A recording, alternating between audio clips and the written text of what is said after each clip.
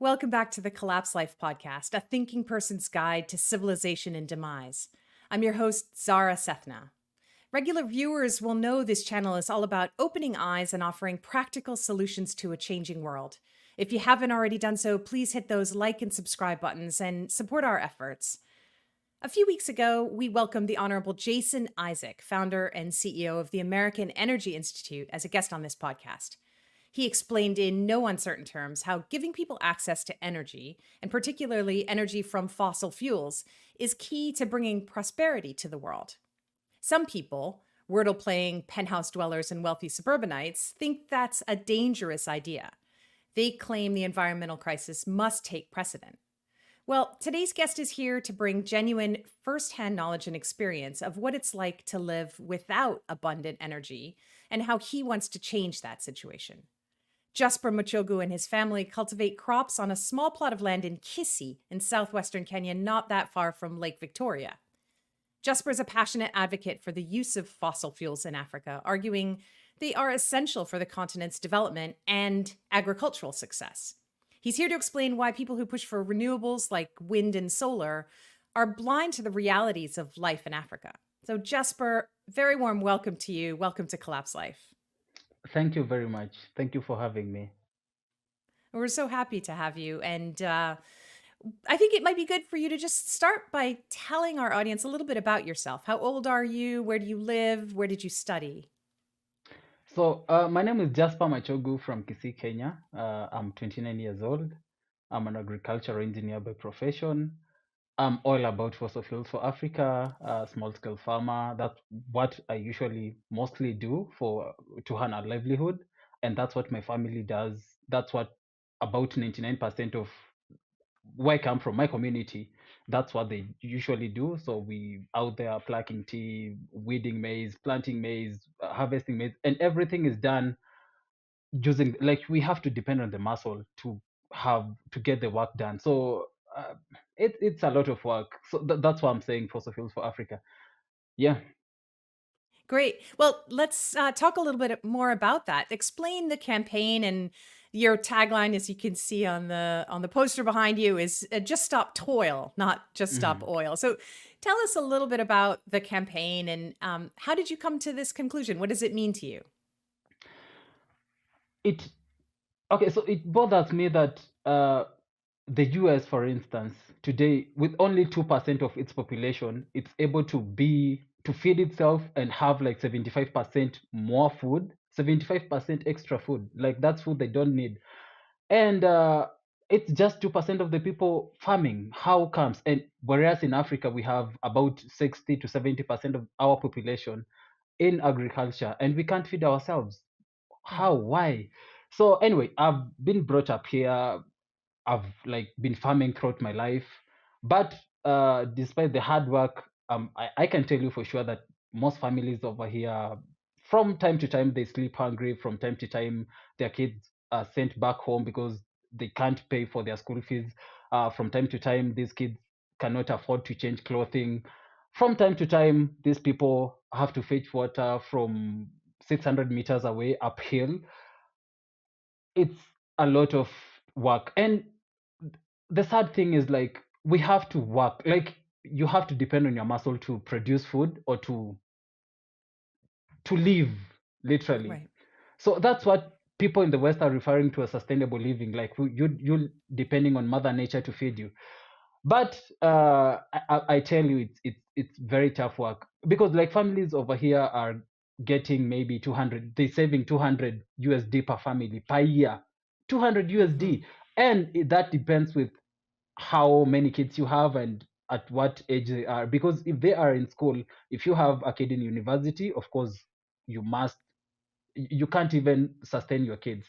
So anyway, my campaign started back in 20 during the corona period.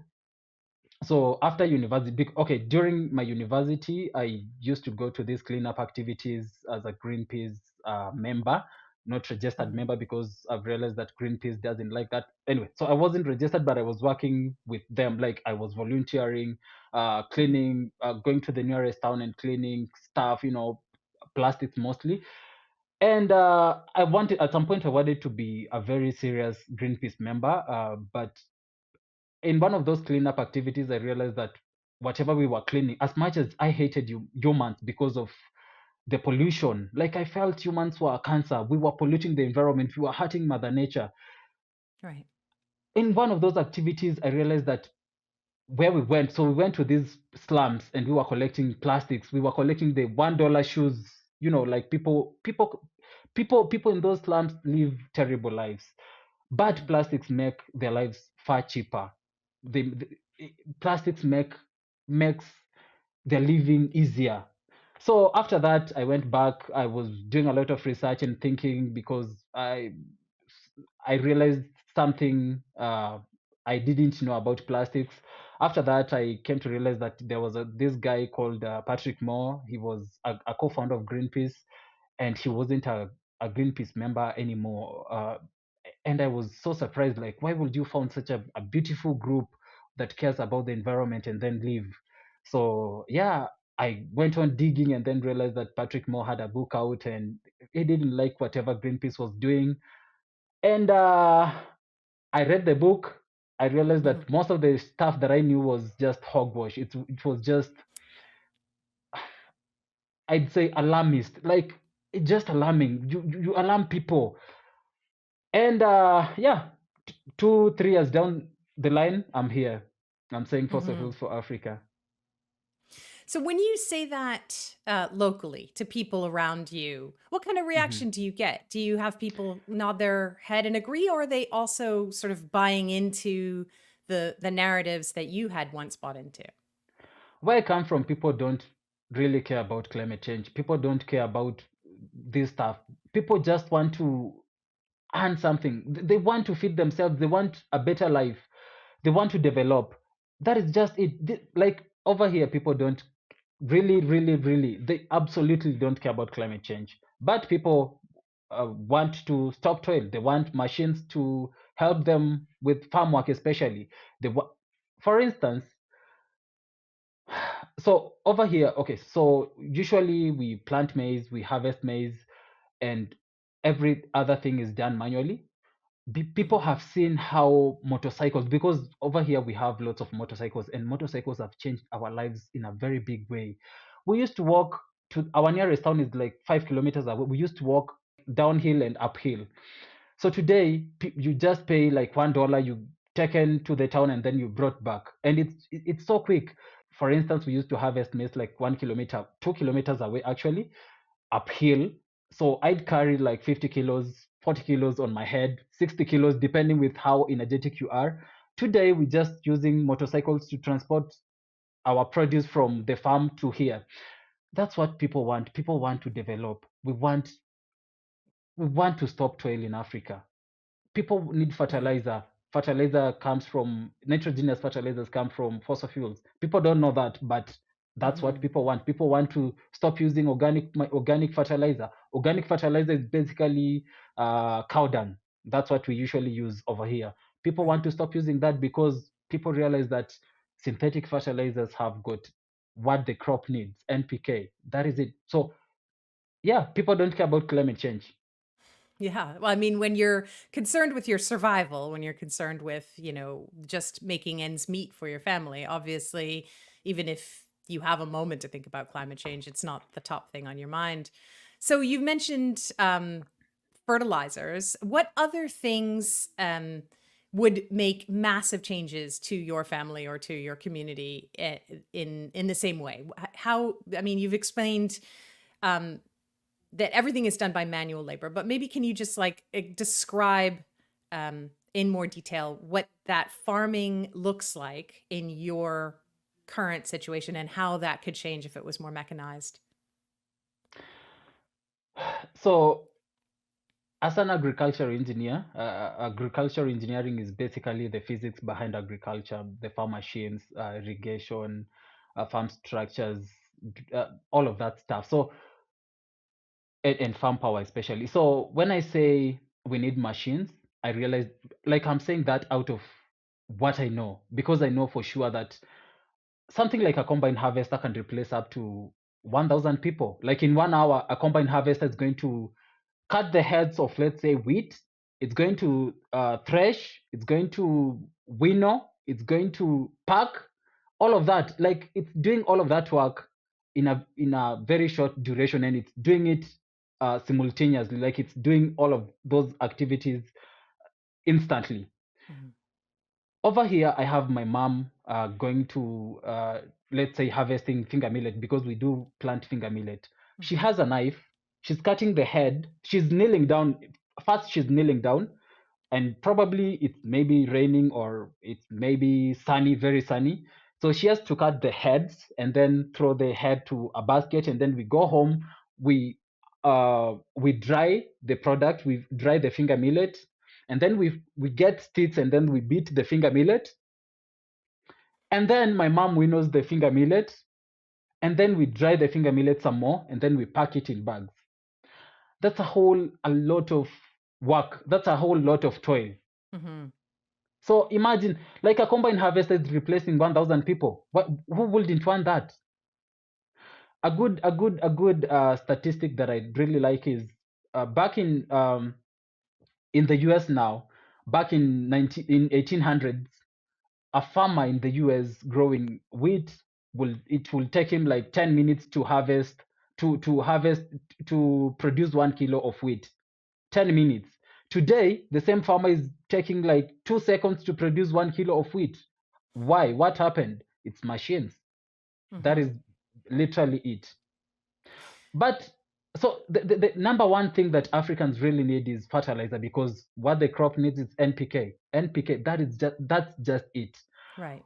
So if you want to better 6 to 7 out of 10, the lives of 6 to 7 out of 10 Africans, the number one thing we just need to do is increase the amount of fertilizer that we consume. So today, an average African is consuming about 20 kilos of fertilizer per hectare. 20 kilos. Go to the US, 100 kilos. Go to EU, 170. Go to India, 250 kilos. Go to Mhm. China, 360. Kenya is Africa. Let me just use Africa. 20 kilos per hectare. That's very, very little. What the crop needs is N. N is nitrogen. P is phosphorus. K is potassium. That is just it. Mhm. So you realize that when you get, okay, so let's say we have well decomposed manure.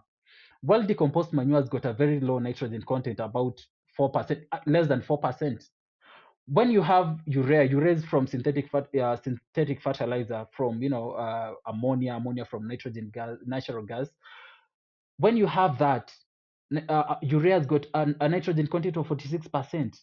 46%. So at the end of the day, you realize that you need about 100 kilos only of urea to feed your crops well.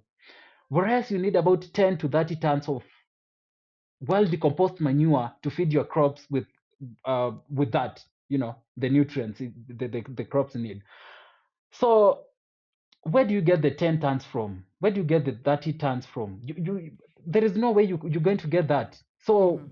that is that's going to be that's what we need. Number two, we need farm machines that especially use diesel, because diesel has got this, like, it's energy dense.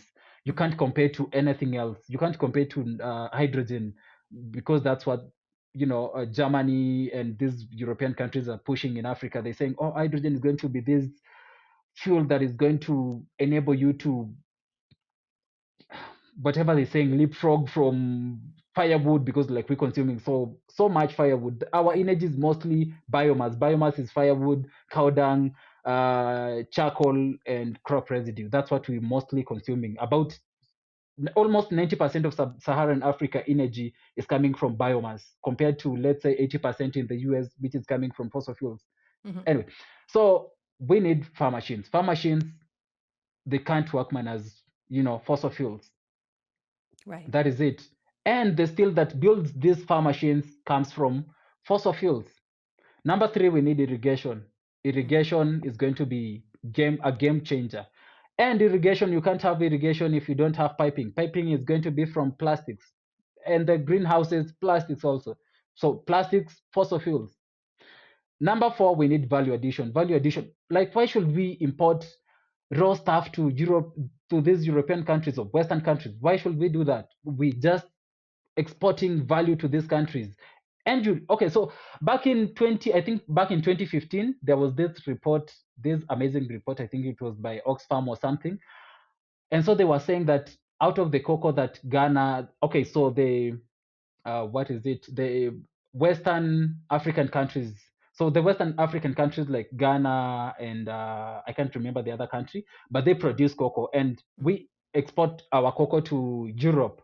And so we have these companies that produce chocolate. They just roast the cocoa and they get chocolate. And at the end of the day, you realize that the farmers, the cocoa farmers, take just 4% of the profit. Right. Of the profit, 4%. The rest goes to these companies. Like we just exporting value to these countries. So Right. what we need to do if we want to industrialize, especially like we have a very big potential when it comes to agriculture, and that's like one of the easiest ways for us to improve our lives. So Mhm. we shouldn't be exporting value to these Western countries. We should be having industries, and Right. we value add our agricultural products before we export them. If that's what we want to do. But we need Right. to grow food that we can eat first, feed ourselves before we can grow these other cash crops. That Right. is just it. And industrialization, we can't industrialize if we don't have fossil fuels. We're not going to power those industries using, cow dung. You can't do that. There is no country that is actually there is no country that is industrializing with solar and wind. Solar and wind that these climate activists and these climate organizations advocate for. That is basically it. So the four things Right. are going to better our lives in a big, big way. So, going back to the number one, the fertilizer, what is the limiting factor now that stops you from having um, synthetic fertilizers? Policies. So we have a good example is what the IMF has been doing in especially these developing countries. So last year, a good example is Kenya. Kenya. Last year, we had the IMF telling our government, it has been telling our former government and the fuel and fertilizer subsidies. But the former government was saying, no, we can't do that because that's going to hurt our economy. Hmm. But the current government, because our president is all about climate change and environmental conservation and, you know, environmental whatever that is, stewardness or whatever that is. So this guy is being invited to whatever. Okay, so whenever the Western countries have the big climate meetings or summits, Right. the Kenyan president is the one who's going to represent the African presidents because they're like, this guy is all about climate change. He knows he's going to get good money from saying climate change is real and stuff like that. And he's going to loot, he's going to steal that money anyway. We're not going to receive those funds. Hmm. So anyway, last year IMF told him you have to end fertilizer and fuel subsidies, and that's what the government did. And you can imagine how that affected our economy. People in our village, people stopped using fertilizer because fertilizer was so expensive. So the Right. price of fertilizer went up from for DAP. It went up from like $35, $30. Let me so I'm using 100 Kenyan shillings as one USD. So Okay. 35 dollars to like $70 Wow. twice. So in a duration of like 3 years, we have seen the price of fertilizer go up by 2 times. And that's because And of that external forces changing the policy, yes, saying IMF. you. Oh, okay. Okay. Wow. That is just IMF. And the IMF, like the IMF knows how it's going to deal with. So the IMF loves corrupt politicians. These corrupt, bribable politicians. It's going to bribe or force this. I don't know how the IMF works anyway, but I know it loves corrupt politicians, and these politicians are going to do or say anything the IMF tells them. If the IMF tells them like we're going to give you a loan, but you have to do something for the environment. For example, we had a National Tree Planting Day last year. The government just said on Thursday that on Monday we're going to have a National Tree Planting Day, and the government did just that. Hmm. Everything at standstill, no work, nothing, just a National Tree Planting Day because the IMF said that like do something for the environment. Anyway, Hmm. so number one is policy. Policy, like policies. The IMF doesn't want Africa to develop, so it's doing that. At the same time, World Bank is doing that. At the same time, the UN now, the UN is saying sustainable development goals. So the UN came to Africa, it sent its people, the experts, the experts and the people who do research. They came here, they found the 17 problems that Africans, the biggest, the major problems that face Africans. They identified 17 problems, 16 plus climate change. Anyway, so solving these problems, the 17 problems, 16 plus climate change, entails focusing on climate change. The sustainable part in that sustainable development goals just means no fossil fuels, literally, or climate change. Let's take care of the climate. Right. And that means that because the UN is saying, okay, so the UN is saying fossil fuels have caused climate change, and climate change is going to cause this, extreme weather events to increase or something. That just means that Africans should not consume fossil fuels. That means that Africans should not use fertilizer, because synthetic fertilizer is coming from natural gas. Natural gas is a fossil fuel. And at the same time, so thinking about the UN back in 2008, the UN had they had a magazine. So they wrote an article entitled "The Benefits of Hunger." In that article, they were saying if people have enough food, there is nobody who's going to mow your lawn. You won't find people to clean your toilets. That's the UN that is saying that. So I don't at any point think that the UN has got Africans' best interests at nothing like that. So it's mostly policies. It's mostly whatever the Western corrupt Western organizations are doing or saying or telling our governments to do, our corrupt governments to do. At the same time, we have very poor people over here, people who are literally surviving day by day. Like people don't even know where the next meal is going to come from. So even so, you find people just planting the seeds minus fertilizer because they are very, very poor. Or if they're going to afford fertilizer, they're going to consume so little. That's why we consume so little, 20 kilos per hectare, so little. Very poor people. So a couple of stuff that hurts us. It's so hypocritical. It's obviously very easy to talk about the benefits of hunger if you've never been hungry. And calling out that hypocrisy is something that's part of your campaign kind of apparatus. So I know that you've suggested that some of these climate activists around the world can come and do a quote unquote internship with you, right? They can come and know what it's like to live like you do and farm without fossil fuels. So talk a little bit about that idea there and the reception that you've had to that idea. So about 1.5 years ago, on Twitter, I realized that people were saying, so most of the people were saying living sustainably or letting Mother Nature care about you or feed you, or the fancy stuff about climate change. So most of them were from the Western countries, because people over here realized how sustainable what sustainable living is. It's toil every day, like depending on your muscle every day. Like if you want to feed yourself, if you need food, if you want to buy clothing, if you want to afford something, you have to use your muscle, you have to work, you have to toil. So most of the people saying climate change and stuff like that, people want to protect the environment. Most of these people are from the Western countries, because the West is just brainwashing these people and telling them Mother Nature is going to feed you. Look at these people, they're living in a forest and they're getting water. Mother Nature is giving them water from a spring. And these people think that is fancy. It's telling them, stop driving cars, stop using your computer, stop using your phone, go out there and breathe, like enjoy life. That is not enjoying life, my friend. That is just surviving, struggling every day.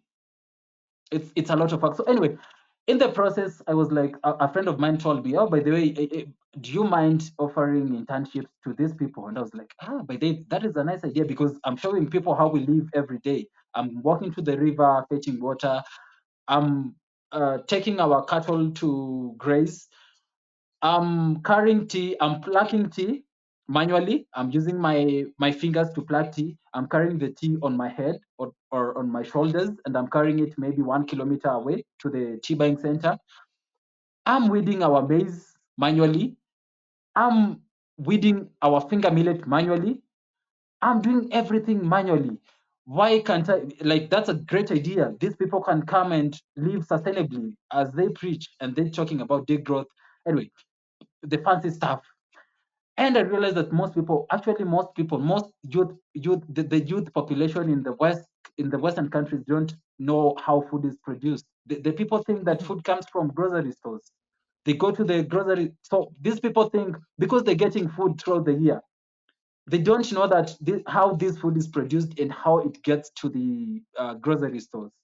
They just think, okay, somebody. So there was this viral clip from somewhere in Europe, I think. So a young guy was asked, like, what do you think we should do to uh, combat climate change? And this guy said, what we need to do to combat climate change is end agriculture, like end farming, end agriculture. That's what the guy literally said. End agriculture. That is somebody who doesn't know what agriculture, he doesn't know where food comes from. So that's why Right. I'm offering the sustainable internship to these people. Like, if you're saying you want to live sustainably, why don't you, if you're preaching sustainable living in the West, if you want people to stop to deindustrialize your economy, to deindustrialize, why don't you come and live sustainably? Fetching water from the river sustainably, that's sustainable living. You weeding your maize, like you producing your own food. Everything is sustainable. Mother nature is literally feeding you. And so that's how I started the sustainable internship program. And so far, I've had two interesting people try it, one from Iran and the other guy from the US. They really loved it. It's fun sometimes, but after the internship, they said, Jasper, you guys need machines. Jasper, you guys need Yeah. fertilizer. Jasper, you guys need fertilizer. Jasper, you need fossil fuels.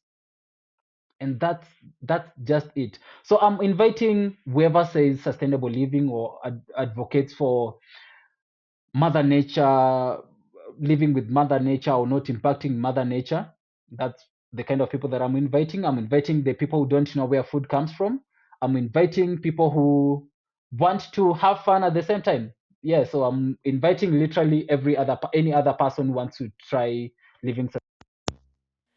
So, Jesper, I just want to push back a little bit on everything you've said, just to say, we here in North America or over in Europe, we have seen the consequences of an industrialized society, and some of those are negative consequences. Some of those have removed us from where our food is grown and made it very difficult for us to live in harmony with nature. So, do you ever consider how somewhere along the continuum that you are pushing for, there might be a point where it goes too far? Is that something that you think about? I don't think there is anything like too far. When it comes to development, there is nothing like developing too far.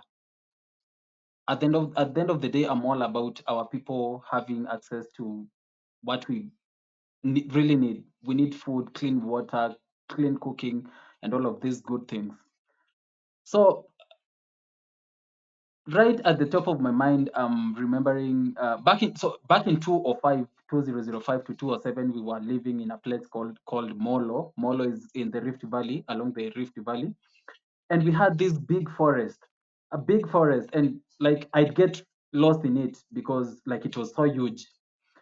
On the other side, so from this side that's where we were staying, and the other side we had another tribe living there, and like we feared getting to the other side. Anyway, the forest was so huge, we couldn't go to the other side, but people feared the other side because we had people who dwell in that particular forest. So I went there back in 2020, and I was so stunned. The forest is literally wiped out, and it's just people getting charcoal charcoal. People want firewood and charcoal, and that is literally it, and sometimes timber. But with timber, you have to get a power saw, and the power saw makes a lot of noise. People don't do that. So it's mostly people using axes to cut the trees and burn the charcoal or get the firewood and then maybe sell it to nearest town. And they also need the firewood for themselves.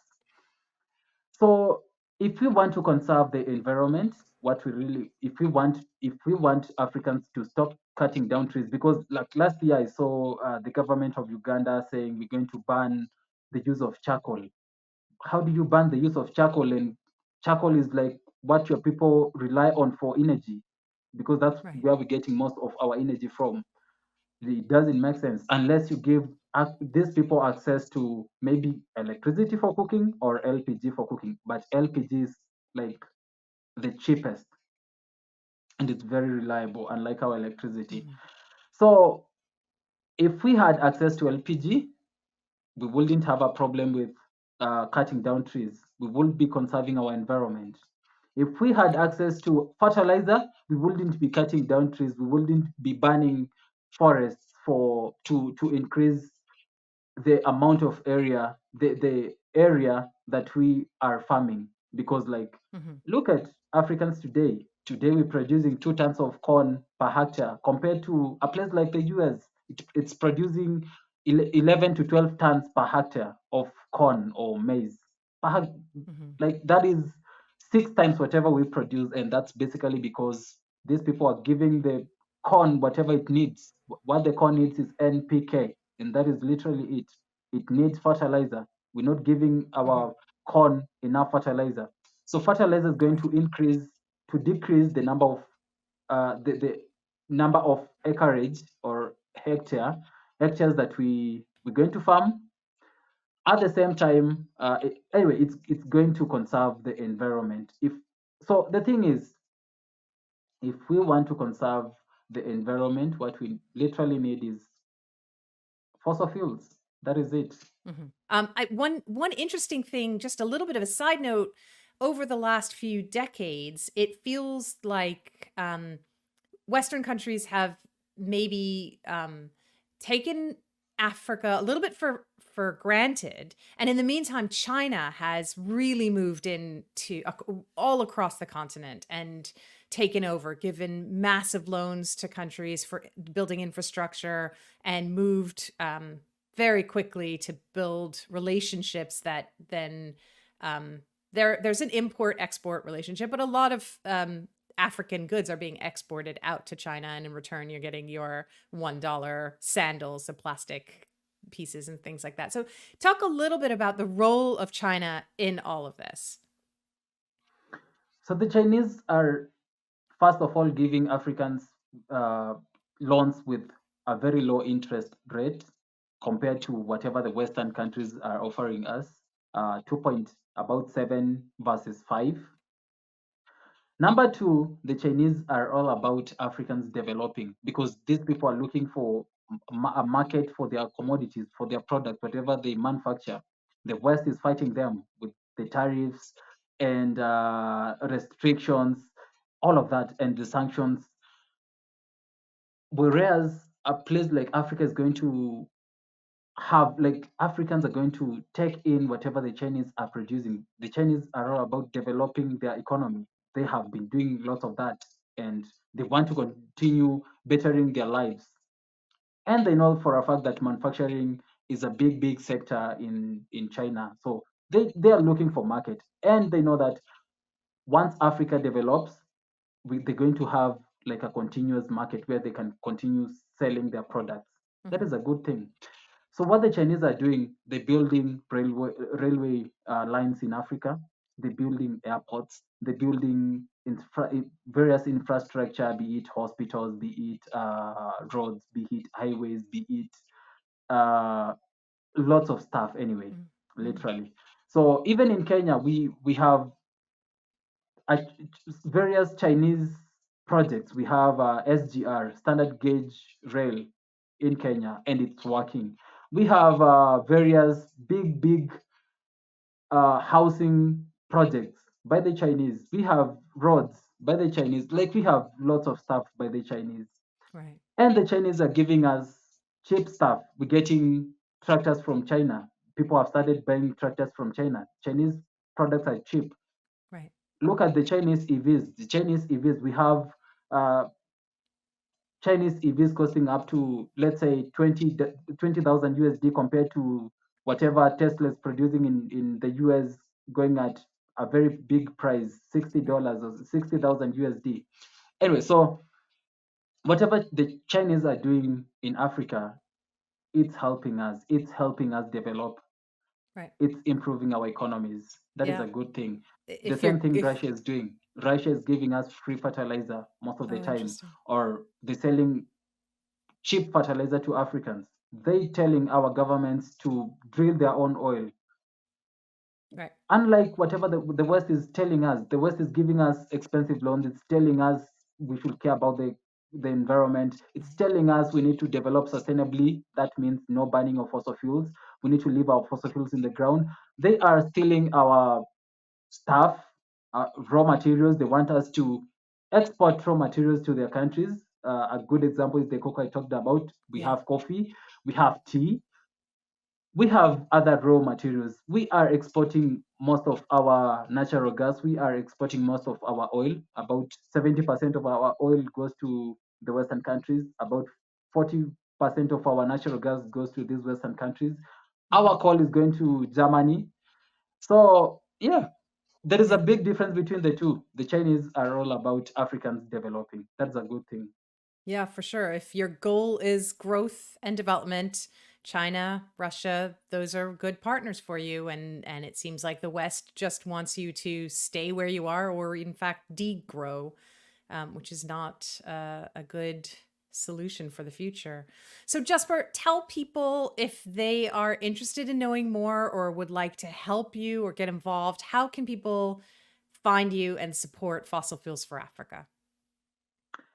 So you can find me on Twitter at Jasper Machogu, and you're going to find me on Substack, jaspermachogu.substack.com. That is basically how you're going to find me. If you want to support my work, you can just DM me. Also, I do have a buy me coffee. If you want to send me some Bitcoin, I really love Bitcoin because like it's international. You're going to send Bitcoin instantly, and I receive them instantly, and I can do stuff with that. At the same time, I have these particular projects. I'm trying to get more people connected to the grid, especially in my community. I want to continue giving people free, clean water. I want to continue giving people clean cooking. If you want to support that, feel free to DM me. Amazing. Any last words for our audience or anything that you want to say that I didn't ask you? So, fossil fuels for Africa is not just about energy, as much as the energy industry powers every other industry. I know for sure that once we have fossil fuels, we're going to industrialize, and industrialization is going to create employment for our youth because our median age is at 19 years now in Africa.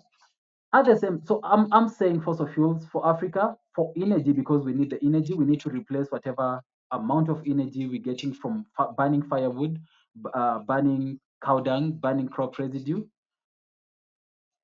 I want my people to have reliable, abundant, versatile energy that can power machines. It can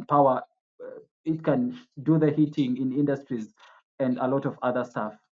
At the same time, I'm saying fossil fuels for Africa because we need the four pillars of modern civilization. We need steel, we need fertilizer, we need cement, and we need plastics.